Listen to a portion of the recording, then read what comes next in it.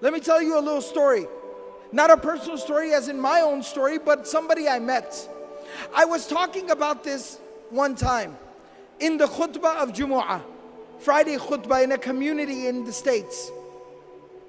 Afterwards, a brother, he came up to me. And you know, sometimes people just have that look in their eye. They have that look in their eyes like they have a story to tell. He had that look.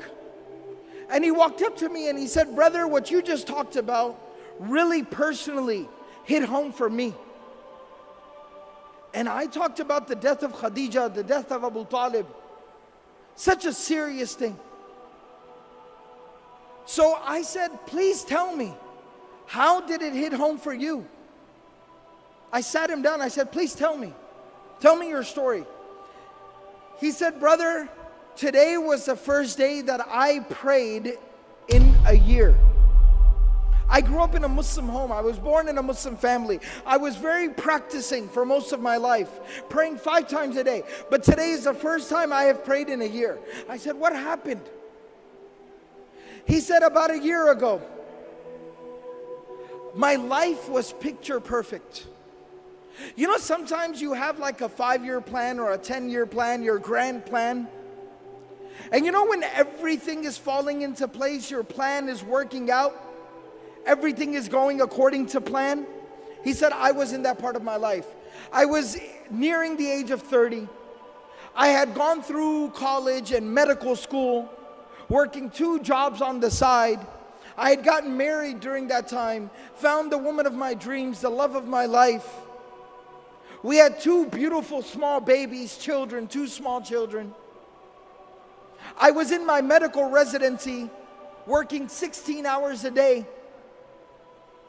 And we were living in a small, tiny little apartment, not in a very good part of town. We had 1 car that was broken down. It kept breaking down every other day. It was very difficult. We were barely getting by. Years and years and years we got through, some way, somehow. I was now nearing the end of my medical residency. So I was starting to get offers from clinics and hospitals and doctors and groups. Very lucrative offers, 6 figures. 6 figures US, big deal. And things were starting to work out. I had not one but multiple offers on my desk. We had gone looking for nice homes so we could buy a house in a nice neighborhood, nice schools for our children. We went to the car dealership and we're looking at minivans and nice cars. Everything was working out. All our dreams were coming true. And he said, one day I came home a little bit earlier than scheduled. I walk into my house. I said, Salamu alaikum, practicing family. I said, Salamu alaikum, as the sunnah is. And nobody responded. I looked at the time, and it was usually the time my wife would put the kids down for a nap, their afternoon nap, and she would take a nap with them as well. So I said, let them sleep. I don't want to wake them up. I don't want to disturb them. So I went, I got some food, I sat down with my books, did some study, answered some emails. After a while, you know when kids, they wake up and they start to kind of fuss and make noise? I heard the kids from the room. The younger one was crying, the older one was talking, I could hear them. I got very excited, as a father does. Let me go, they're awake. It's fun time, family time. So I go to the room and I walked in and my kids are sitting on the bed next to my wife. And my wife is laying there between them, motionless, still, not responding, not reacting. And it looked wrong. Being a doctor, I jumped right in and I checked her and she had been dead. Not now, but for like an hour. She was cold, she was gone. Just like that. He said, brother, at that moment, my life, it fell apart. I lost the love of my life. My children lost their mother. And I lost my faith, my iman. He said, the next 24 hours were a blur. Janazah, tadfeen, the burial, it went by. I didn't even realize what was going on. After that 24 hours ended and we buried her, I went to my room and I locked myself in my room, and I did not come out of my room for days. I kept the lights off and I just laid in my room and stared at the ceiling. I did not hold my own children in my own hands for the next few days. My mother and my brother were taking care of my babies. I didn't know what I was supposed to do. After a few days, I crawled out of bed. I reconnected with my children.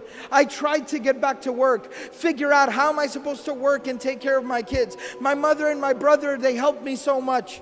Slowly but surely, over the weeks and the months, I put my life back together again. I got back to work. I figured out the schedule for the children. And I started figuring things out, but there was one thing that was still missing. One thing I could not figure out. One thing I could not solve. My iman was gone. My faith had been broken. I stopped praying. I no longer had faith. I was struggling. And he said, my brother, who wasn't just somebody who just showed up and just told me what to do.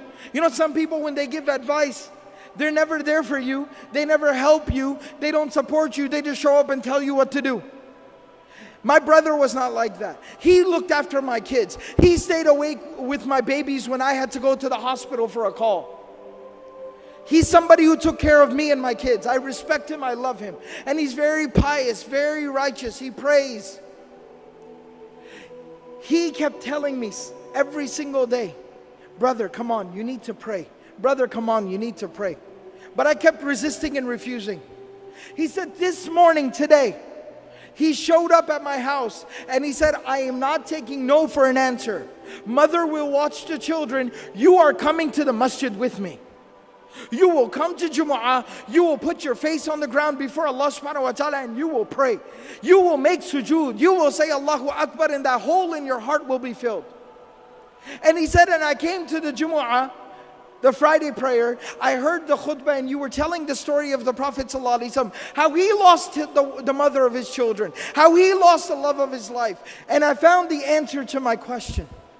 It made sense to me again. Think about this. After going through so much tragedy, how does somebody continue? How does the Prophet ﷺ wake up the next day, go out there and preach harder than he did yesterday, work harder than he did ever before, knowing that he's going to come home to an empty home, knowing that he's going to come home to an empty bed, knowing that he's going to come home and have to look at his children in the face and wipe the tears from their face that their mother is not coming back? How did he persevere? How did he continue? It was at that moment that Allah subhanahu wa ta'ala provided him a solution.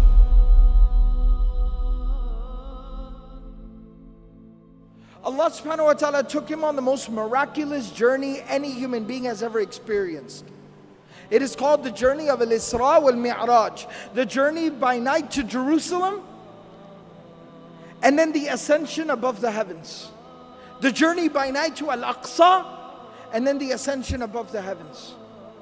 And there he got closer to Allah subhanahu wa ta'ala than any creation of Allah has ever gotten. Even Jibreel alayhi salam stopped at Sidratul Muntaha and he said that you are to go forward from here. And there Allah subhanahu wa ta'ala gave the Prophet sallallahu alayhi wasallam a gift. And that gift was the 5 times daily prayer. And Allah subhanahu wa ta'ala told the Prophet sallallahu alayhi wasallam, difficulties will come. Adversity will knock your door. Tragedies will befall you. But every single time you fall, stand back up and say Allahu Akbar. Every single time you deal with a difficulty, say Allahu Akbar. Salah will heal your wounds. It'll solve your problems. It'll ease your difficulties.